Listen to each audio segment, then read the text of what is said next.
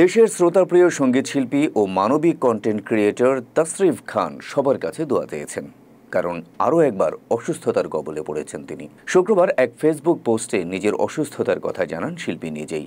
কুড়েঘর ব্যান্ডের এই ভোকাল পোস্টে জানান তার ডান চোখের ভেতর দিকে টিউমার ধরা পড়েছে। এতে তিনি অসুস্থ বোধ করছেন এবং তার স্বাভাবিক জীবনযাত্রা ব্যাহত হচ্ছে। এ সময় তার ভক্তদের কাছে দোয়া কামনা করেন মানবিক এই কণ্ঠশিল্পী। তবে ভক্তদের দুশ্চিন্তা করতেও নিষেধ করেছেন তিনি। বলেছেন, একদম দুশ্চিন্তা করার প্রয়োজন নেই। আপনাদের যে কারো দোয়া কবুল হয়ে গেলে দেখবেন আল্লাহর দয়ায় দ্রুত সুস্থ হয়ে গেছে ইনশাআল্লাহ। উল্লেখ্য, এর আগে গেল বছরের শুরুতে ফেসিয়াল প্যারালাইসিস নামের এক বিরল রোগে আক্রান্ত হয়েছিলেন তিনি।